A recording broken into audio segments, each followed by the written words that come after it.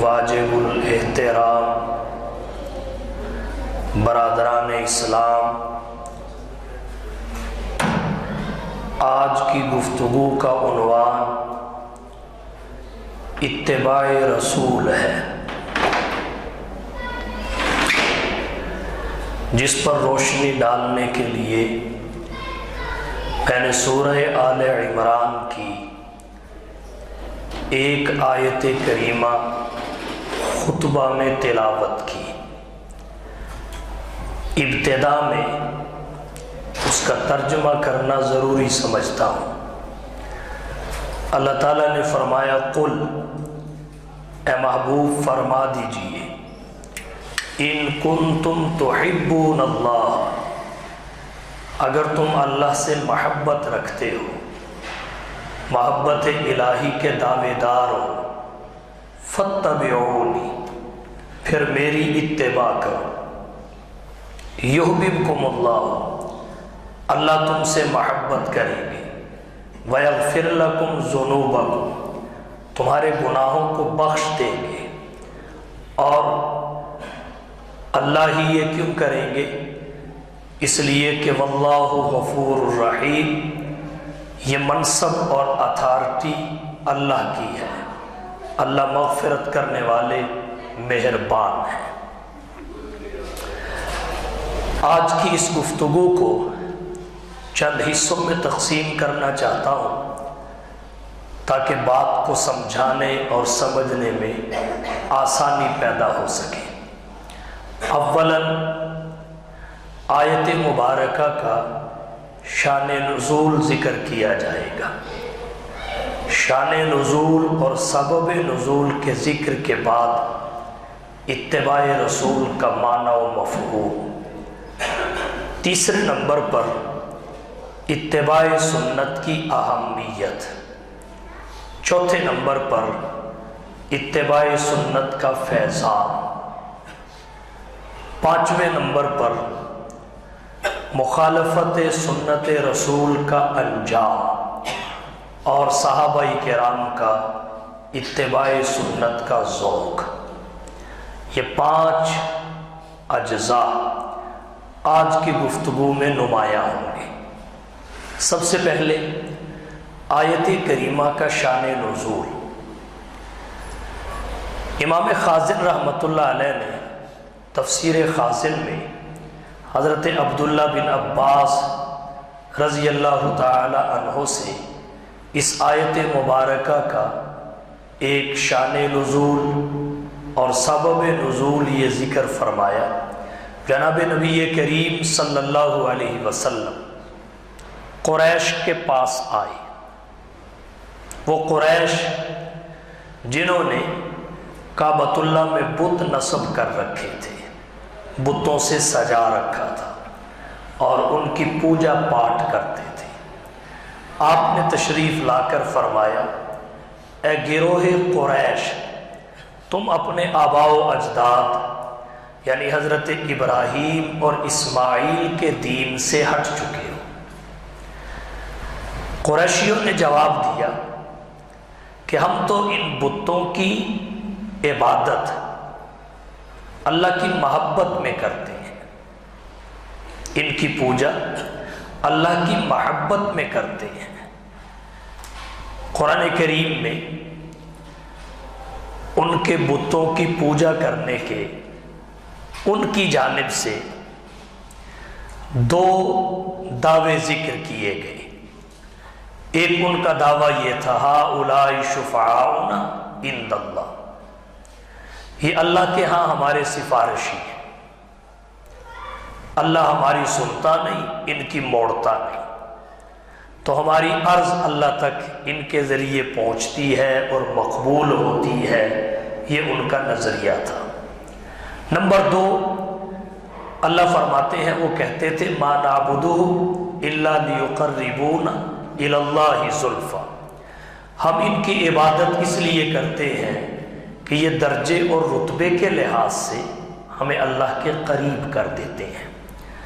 تو یہی بات قریشیوں نے کہی، ہم ان کی عبادت اللہ کی محبت میں کرتے ہیں، یہ ہمیں اللہ کے قریب کرتے ہیں۔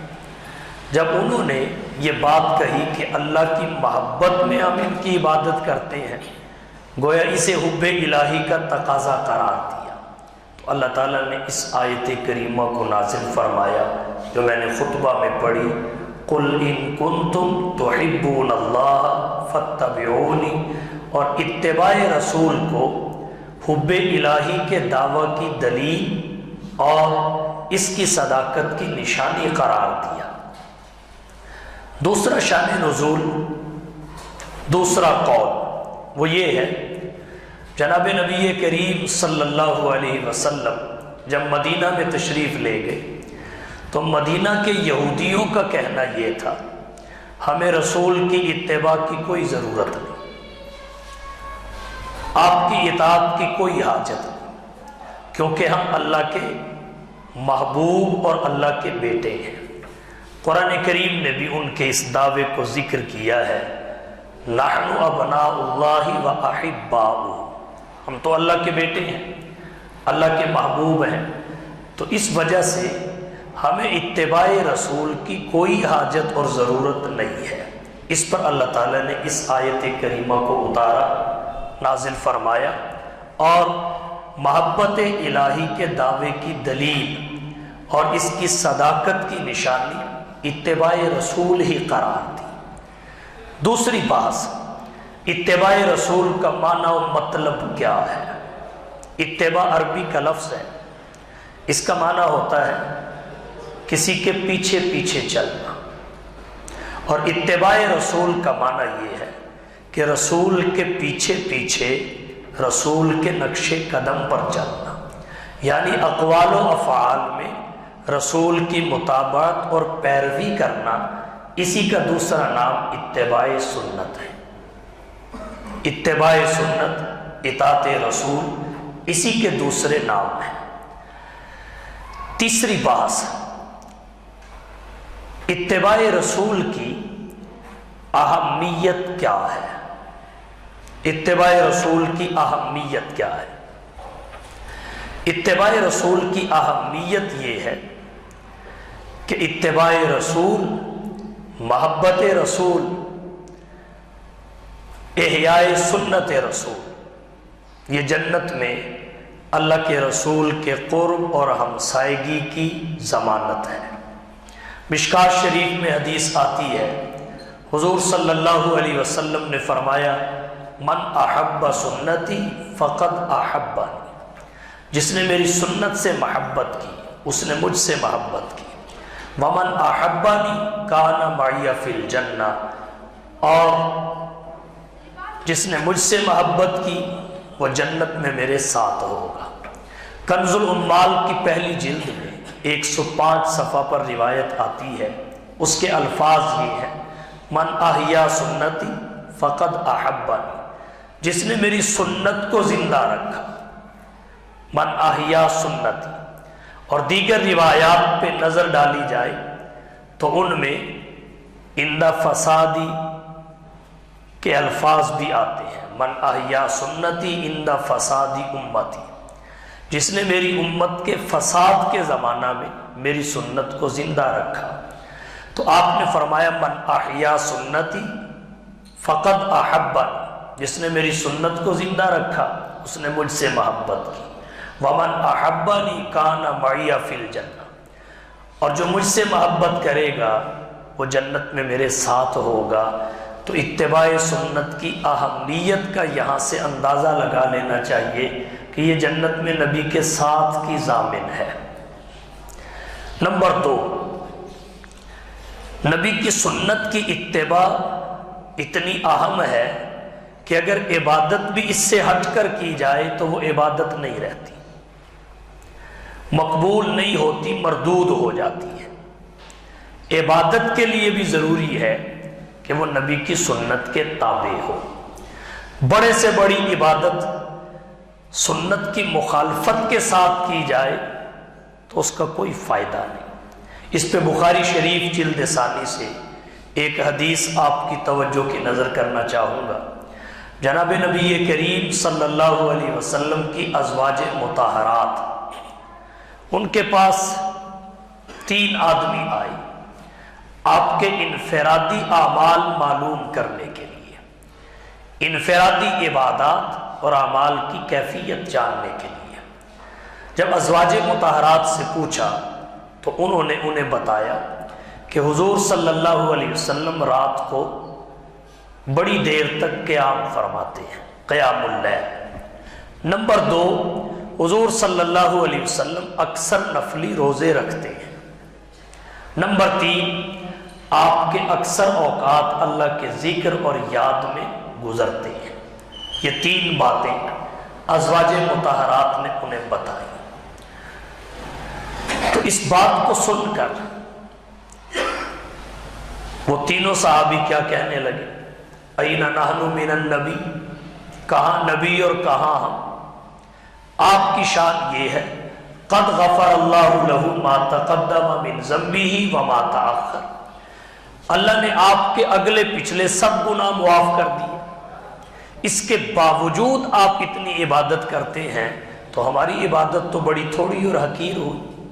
یہاں ایک بات اور سمجھ لیں، عام طور پر ذنب کا معنی اگرچہ گناہ ہوتا ہے، لیکن جب اس کی نسبت حضور کی جانب ہو پھر اس کا معنی گناہ نہیں ہوتا، خلاف اولا ہوتا ہے، کیونکہ نبی گناہوں سے معصوم ہوتا ہے۔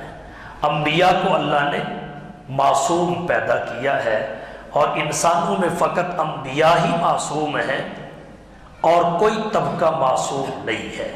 حضور پر جہاں نبوت کا اختتام ہے وہاں معصومیت کا بھی اختتام ہے۔ حضور جہاں خاتم النبیین ہیں وہاں خاتم المعصومین بھی ہیں۔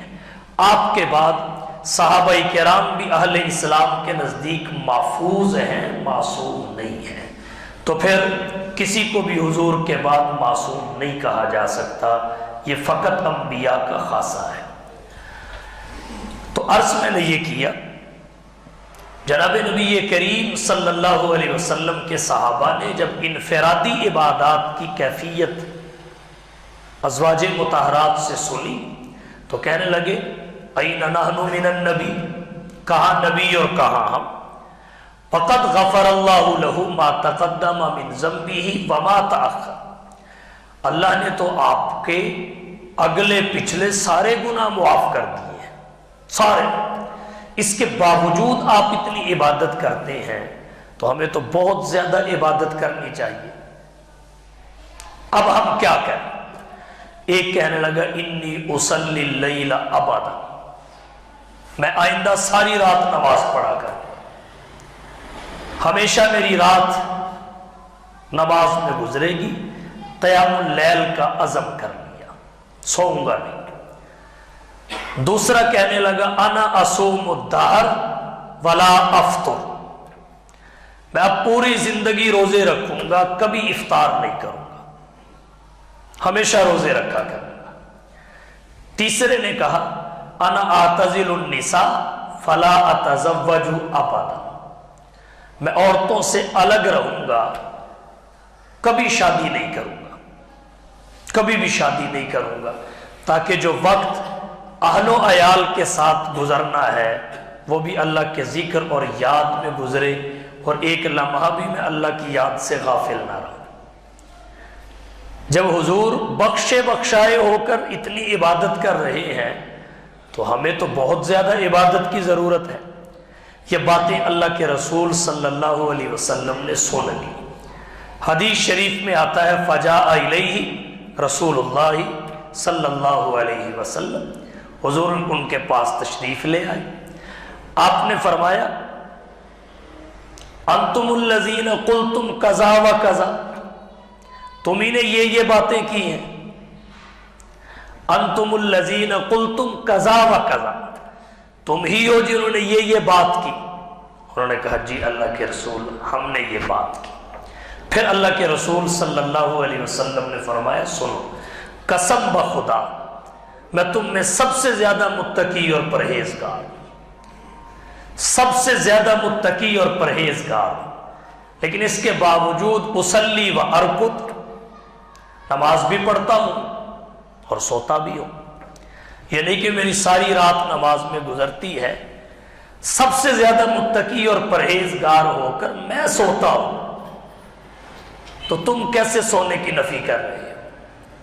پھر آپ صلی اللہ علیہ وسلم نے فرمایا اصوم و افطر، روزہ بھی رکھتا ہوں اور افطار بھی کرتا ہوں، وَأَتَزَوَّجُ النِّسَاءَ، اور میں نے خواتین سے شادی بھی کی، تو یہ میری سنت ہے، سونا میری سنت ہے، افطار کرنا میری سنت ہے، شادی کرنا میری سنت ہے، اور عبادت سنت کے ساتھ بندھی ہوئی ہے۔ پھر آپ نے فرمایا فَمَن رَغِبَ عَن سُنَّتِي فَلَيْسَ مِنِّی، جو میری سنت سے اعراض کرے گا وہ مجھ سے نہیں ہے، اس معاملے میں میرے طرز اور طریقے پہ نہیں ہے۔ تو یہاں سے پتہ چلا کہ اگر سنت کے برعکس بڑی سے بڑی عبادت بھی کی جائے تو وہ عبادت مقبول نہیں ہوتی، مردود ہو جاتی ہے سنت کے برعکس۔ اس سے بھی آسان مثال پیش کرتا ہوں، ہم مغرب کے جو فرائض امام کے پیچھے پڑھتے ہیں وہ 3 ہیں، 3 فرض ہیں مغرب کے۔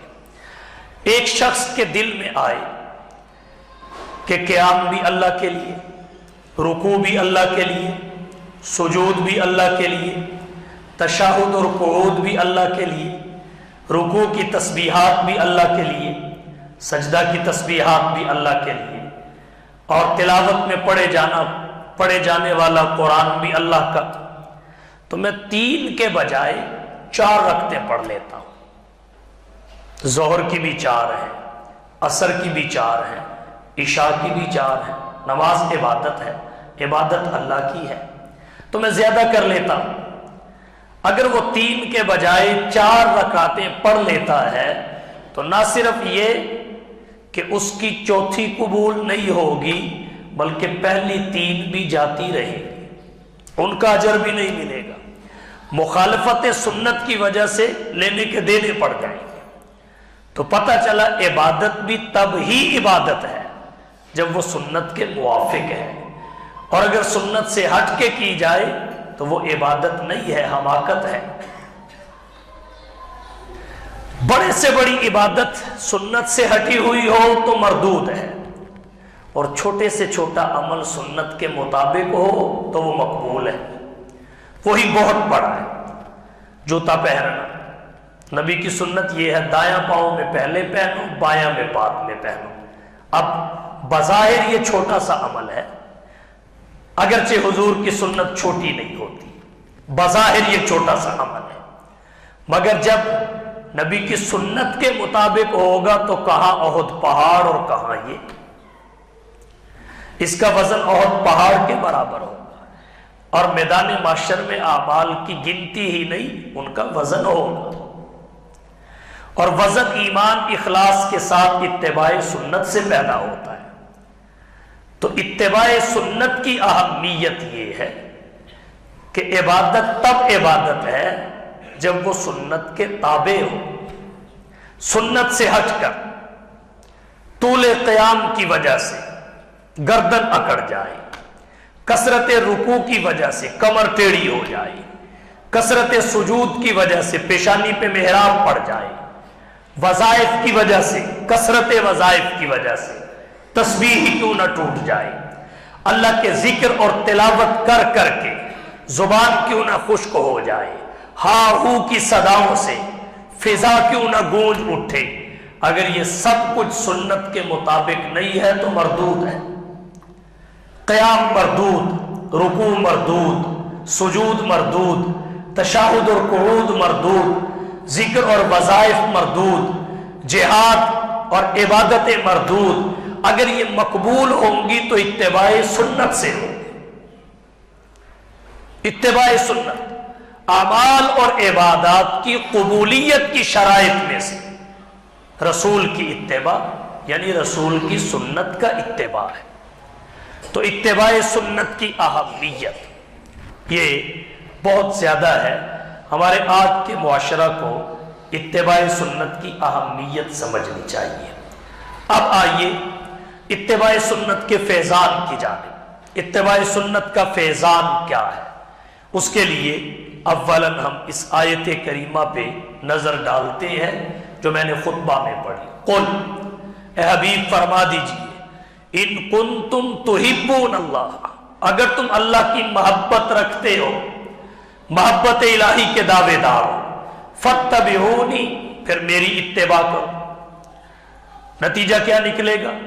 فیضان کیا ملے گا؟ یحببکم اللہ، اللہ تم سے محبت کرنے لگیں گے. یہ ایک فیضان ہے اتباع رسول کا. اللہ کی محبت ہر شخص کا دعویٰ ہے، کوئی انکار نہیں کرتا کہ وہ اللہ سے محبت کرتا ہے، ہر کوئی دعوے دار ہے اللہ سے محبت کرنے کا. لیکن اس دعوے کی صداقت کیا ہے؟ اللہ نے فرمایا انہیں کہہ دو فاتبعونی، یہ میری اتباع کریں. اور پھر قرآن کی فصاحت و بلاغت پہ قربان.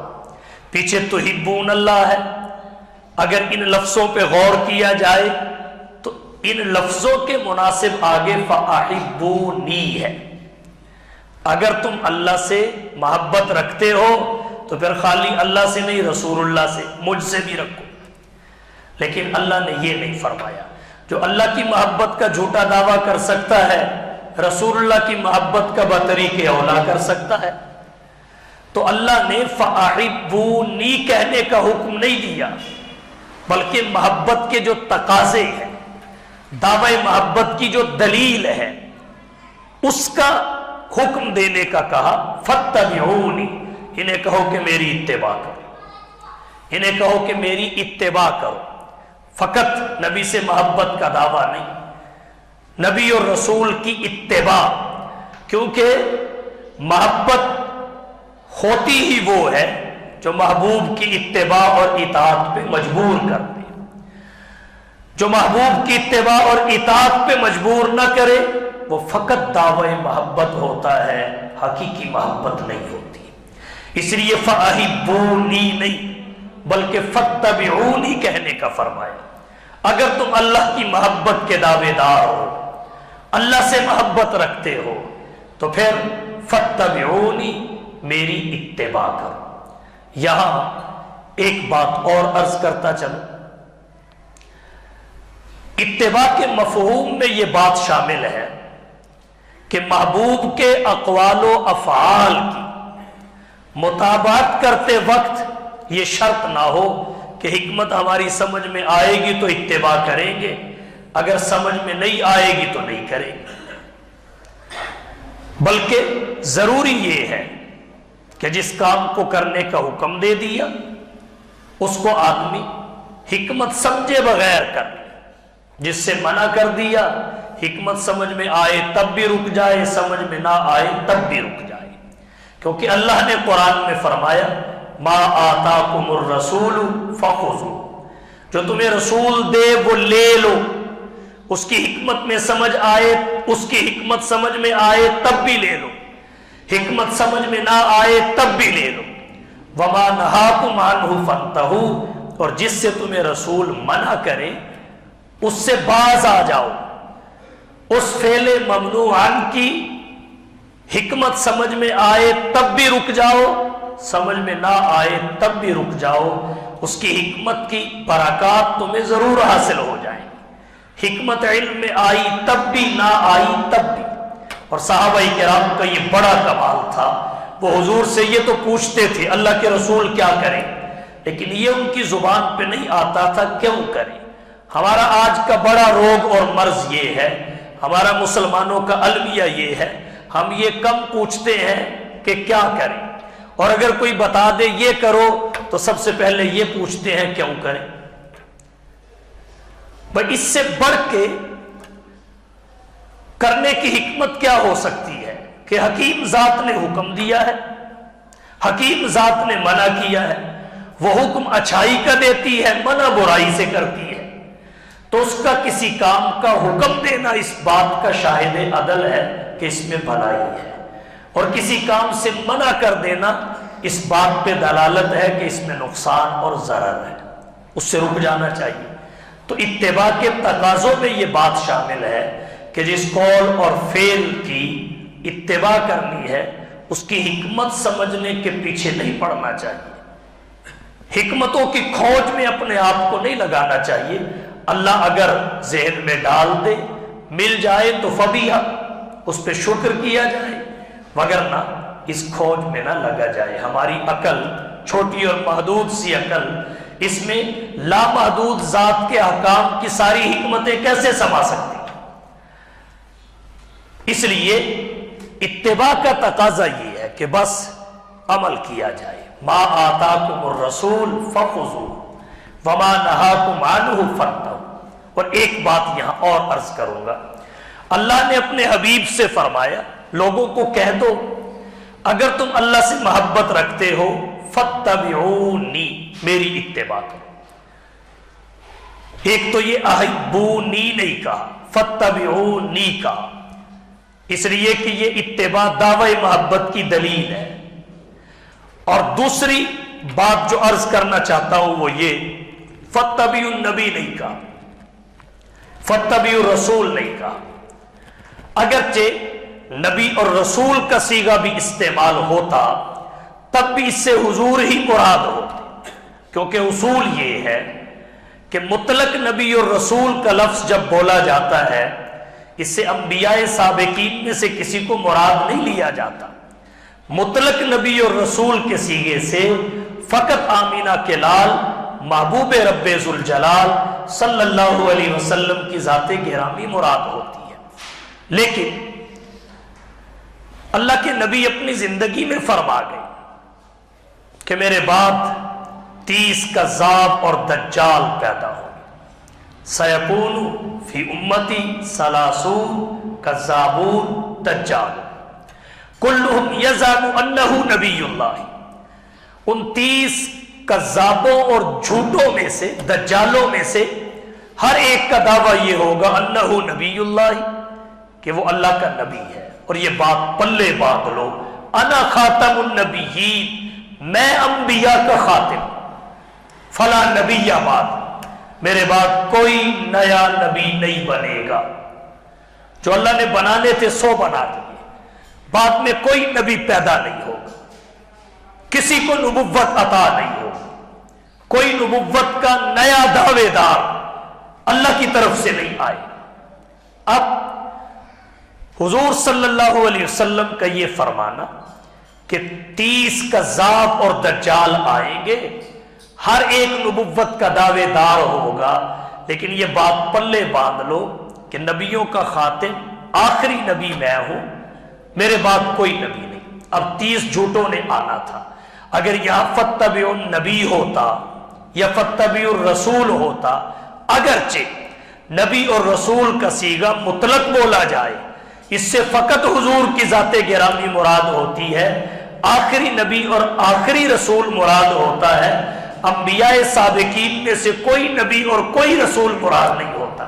لیکن پھر بھی سادہ لوگوں کو یہ 30 کذاب اور دجال کہیں دھوکہ نہ دے دے، نبی اور رسول کے لفظ کو اپنے اوپر فٹ کر کے اور اس فاتبعوا کا جو حکم ہے اس کا مصداق اپنے آپ کو قرار نہ دے لے۔ اس لیے اللہ نے یہ حکم اس طرز پہ دیا کہ ختم نبوت کا کامل اظہار ہو جائے، اور اتباع جو ہے جو اللہ کا حکم ہے اور یہ محبت الہی کے دعوے کی صداقت کی دلیل ہے، اس کو نی کہہ کر یا ضمیر واحد متکلم کی ذکر کر کے نبی اور رسول کے صیغے کی بجائے فقط حضور صلی اللہ علیہ وسلم کی ذات گرامی کے ساتھ مختص قرار دے دیا۔ یہ آپ کی ختم نبوت کا کامل اظہار ہے۔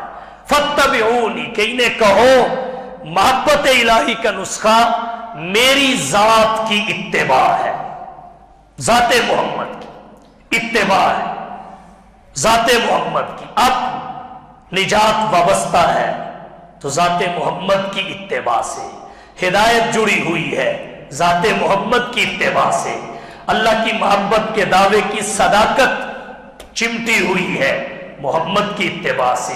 تو فاتبعونی کہہ کے اللہ نے حکم دینے کا فرمایا تاکہ دنیا یہ بات سمجھ لے، اب اتباع محمد بن عبداللہ بن عبد المطلب بن ہاشم بن عبد مناف بن قصی بن کلاب کی کرنی ہے، اور اللہ کی محبت کا نسخہ آپ ہی کی اتباع، آپ ہی کی سنت کی پیروی ہے اور کوئی راستہ نہیں ہے۔ فاتبعون، فیضان کیا ہے؟ محبت الہی کا دعوے دار ہر کوئی ہے۔ کس کا دعویٰ سچا ہے، کس کا جھوٹا ہے؟ دلیل اتباع نبوی ہے، اتباع سنت رسول ہے۔ فیضان کیا ہے؟ یحببکم اللہ، اللہ تم سے محبت کرنے لگیں گے۔ اللہ کا محب تو کوئی بھی ہو سکتا ہے، اللہ کا محبوب کوئی ہوتا ہے، اور اصل کمال اللہ کا محبوب بننا ہے۔ اور یہ اتباع رسول کا فیضان ہے کہ بندہ ظاہر ہوتا ہے محب کے طور پر اور اللہ اسے مقام محبوبیت پہ فائز کر دیتے ہیں۔ اور ایک فیضان یہ ہے وَيَغْفِرْ لَكُمْ ذُنُوبَكُمْ، اللہ تمہارے گناہوں کو بخش دیں گے۔ اللہ کیوں بخشیں گے؟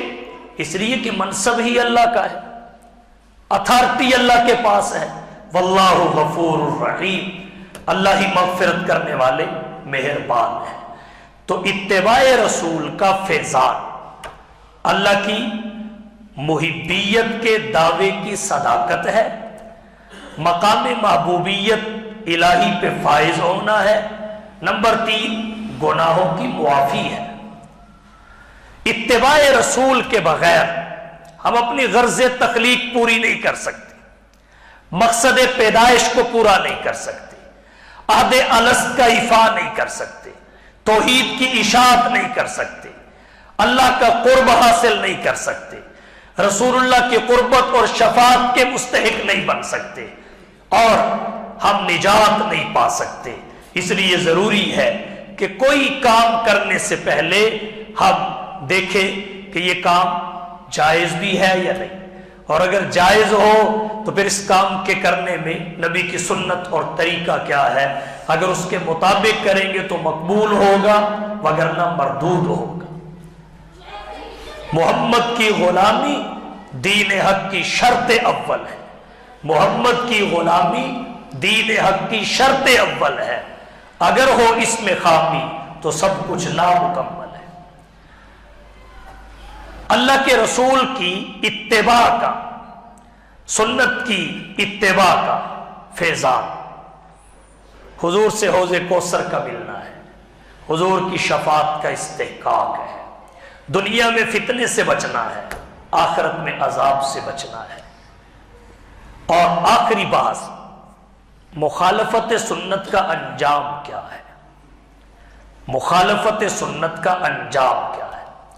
اللہ تعالیٰ قرآن کریم میں فرماتے ہیں فَلْيَحْذَرِ الَّذِينَ يُخَالِفُونَ عَنْ أَمْرِهِ أَن تُصِيبَهُمْ فِتْنَةٌ أَوْ يُصِيبَهُمْ عَذَابٌ أَلِيمٌ، چاہیے کہ ڈریں وہ لوگ جو امر رسول کی مخالفت کرتے ہیں۔ کس سے ڈریں؟ أَن تُصِيبَهُمْ فِتْنَةٌ، اس بات سے کہ ان پہ کوئی فتنہ مسلط کر دیا جائے، فتنہ ان تک پہنچے، أَوْ يُصِيبَهُمْ عَذَابٌ أَلِيمٌ، یا کوئی دردناک عذاب انہیں پہنچے۔ یہ رسول اللہ کی ذات، آپ کی سنت، آپ کے قول اور فعل کی مخالفت کا انجام ہے۔ ان تصیبہم فتنۃ او یصیبہم عذاب علیم۔ مفسرین کرام فرماتے ہیں فتنے سے مراد دنیاوی آزمائش ہے۔ حضور صلی اللہ علیہ وسلم کے قبیلے قریش کے لوگوں نے آپ کی سنت کی مخالفت کی، آپ کا مذاق اڑایا، تو پھر دنیا میں ان پہ آزمائشیں اور فتنے کیسے آئے کہ بدر میں انہیں ایسی عبرتناک شکست ہوئی جس کی تاریخ انسانی میں مثال نہیں ملتی، قحط سالی میں مبتلا ہوئے، اور مکہ حضور نے فتح کر لیا۔ پھر حضور نے فرمایا لا تثریب علیکم الیوم، وہ حضور کے رحم و کرم پہ تھے، لیکن آپ نے پھر بھی عام معافی کا اعلان کیا، جو کہ آپ کو رحمت للعالمین بنا کے بھیجا گیا تھا۔ اور بڑی آزمائشیں ان پہ آئی، ان تصیبہم فتنۃ، ای فتنۃ فی الدنیا، دنیا میں آزمائش، او یصیبہم عذاب علیم، اور آخرت میں دردناک عذاب۔ عذاب علیم کا تعلق آخرت سے ہے، اور آج ہمارے معاشرہ میں اتباع سنت کو چھوڑ دیا گیا، سنت کے اتباع کو پس پشت ڈال دیا گیا، اور ہمارا معاشرہ بدعات کی سواری پہ سوار ہے، اور یہ اللہ کی رضا تک پہنچنا چاہتا ہے، جنت میں قدم جمانا چاہتا ہے۔ بھلا کیسے؟ بھلا کیسے؟ آج ہمارے معاشرہ میں جتنی پریشانیاں ہیں وہ مخالفت سنت کا انجام ہے۔ دہشت گردی ہے، بد امنی ہے، انتشار ہے، افراتفری ہے، آمدن کم اخراجات زیادہ ہیں، کروڑوں اربوں والا بھی پریشان، سینکڑوں ہزاروں والا بھی پریشان، اولاد کہے بھی نہیں، گھر میں بد سکونی، بد اطمینانی ہے۔ یہ سب کیا ہے؟ ان تصیبہم فتنۃ، مخالفت سنت کا انجام ہے کہ دنیا میں پریشانیوں نے ہمیں گھیر لیا، مصیبتوں نے ہمیں گھیر لیا، اور آخرت میں عذاب ہوگا مخالفت سنت پر۔ اور اس پہ بخاری شریف جلد ثانی سے ایک روایت اور ذکر کرتا ہوں تاکہ مخالفت سنت کا انجام سمجھ میں آ سکے۔ بخاری شریف میں روایت ہے، حضور فرماتے ہیں انا فرتکم علی الحوض، میں تم سے پہلے حوض کوثر پہ ہوں گا اور وہاں تمہارا انتظار کروں گا۔ وہاں حضور کا امتی جب آئے گا تو آپ انہیں اپنے دست مبارک سے جام کوثر پلائیں گے، اور پھر اسے کبھی بھی پیاس نہیں لگے گی۔ جنت میں جانے سے پہلے، جنت میں جانے سے پہلے کبھی پیاس نہیں لگے گی، کیونکہ وہ دن 50,000 سال کا دن ہوگا۔ حوض کوثر جب پی لے گا تو پیاس نہیں لگے گی، جنت میں جا کے لگے گی۔ اور اس کی حکمت بھی شاید یہ ہے کہ جنت میں اور بڑی نہریں ہیں، کئی قسم کے مشروبات ہیں، جنت کے مشروبات کے ذائقے مختلف ہیں۔ وہاں پیاس لگنے کی حکمت بھی یہ ہے تاکہ ان مشروبات کے ذائقے اور لذت سے لطف اٹھایا جا سکے، وگرنہ جب پلایا جانے والا جام کوثر ہو اور پلانے والے ساقی کوثر ہو تو پھر پیاس کا امکان کیسے ہو سکتا ہے؟ تو جو پیاس جنت میں جا کے لگے گی وہ اس لیے کہ دیگر مشروبات کی نہریں جو اللہ کی نعمت ہیں ان سے بھی جنتی فیض یاب ہو سکے، وگرنہ جام کوثر ساقی کوثر پلا دیں تو پھر کیسے پیاس لگ سکتی ہے؟ تو حضور صلی اللہ علیہ وسلم جام کوثر پلائیں گے حوض کوثر پہ۔ کچھ لوگ آ رہے ہوں گے، حضور فرماتے ہیں میں انہیں پہچانوں گا، وہ مجھے پہچانیں، وہ مجھے پہچان لیں گے کہ یہ ہستی محمد الرسول اللہ ہے۔ حضور بھی انہیں پہچان لیں گے کہ یہ میرے امتی ہیں۔ کیسے پہچانیں گے؟ دیگر روایات میں آتا ہے اعضائے وضو آخرت میں چمکیں گے۔ اب ظاہر بات ہے بدعتی بھی نماز تو پڑھتا ہے، نماز کی مفتاح وضو ہے، وضو بھی کرتا ہے، تو اعضائے وضو اس وجہ سے چمکیں گے، لیکن یکدم ان لوگوں کے اور حضور کے درمیان ایک رکاوٹ کھڑی کر دی جائے گی، دیوار حائل ہو جائے گی۔ آپ صلی اللہ علیہ وسلم پوچھیں گے بھائی کیوں؟ یہ تو میرے امتی ہیں، انہیں میرے پاس کیوں نہیں آنے دیا جا رہا؟ تو فرشتے بتائیں گے اللہ کے رسول انک لا تدری ما احدثوا بعدک، آپ کو معلوم نہیں کہ انہوں نے آپ کے بعد دین میں کیا کیا ایجاد کیا، غیر دین کو کس طرح دین میں شامل کیا۔ اور یاد رکھیے مشکات کی حدیث ہے، جو غیر دین ہو اسے دین سمجھ کے کیا جائے وہ واجب الرد ہے۔ حضور صلی اللہ علیہ وسلم فرماتے ہیں من احدث فی امرنا ھذا ما لیس منہ فہو رد، وہ واجب الرد ہے۔ تو فرشتے کہیں گے اللہ کے حبیب انک لا تدری ما احدثوا بعدک، آپ نہیں جانتے کہ انہوں نے آپ کے تشریف لے جانے کے بعد دنیا سے آپ کے دین میں کیا کیا داخل کیا، غیر دین کو کس طرح دین میں شامل کیا، کس طرح احداث فی الدین اور ایجاد فی الدین کی بھرمار کی۔ اس وجہ سے رکاوٹ حائل کر دی گئی۔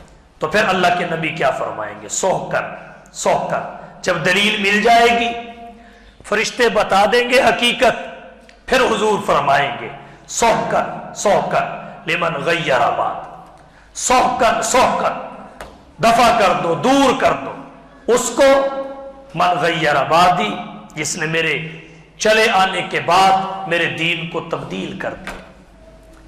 یہ مخالفت سنت کا انجام ہے۔ صحابہ کرام اسی لیے حضور کی سنت کی مخالفت سے بچتے تھے، ان کی زندگی اتباع سنت سے عبارت ہے، اور صحابہ کرام کا اتباع سنت کا ذوق اگر دیکھا جائے آدمی حیران رہ جاتا ہے۔ میں اس پہ 2-3 واقعات آپ کی توجہ کی نظر کرتا ہوں۔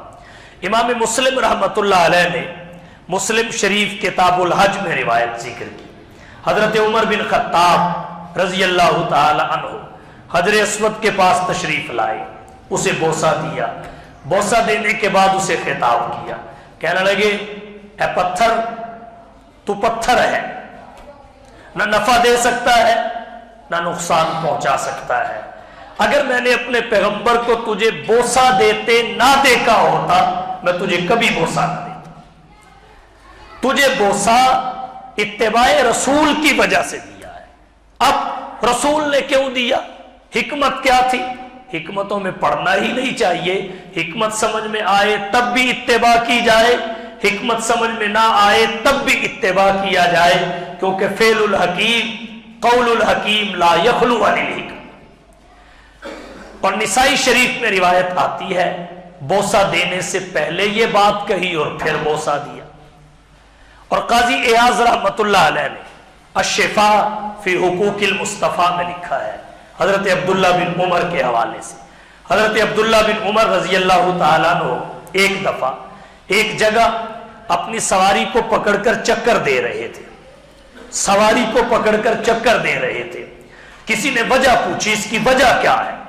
تو حضرت عبداللہ بن عمر نے فرمایا مجھے حکمت تو معلوم نہیں، میں نے اپنے پیغمبر کو یہاں اپنی سواری کو چکر دیتے دیکھا ہے، حکمت کچھ بھی ہو میں نے تو حضور کی سنت کا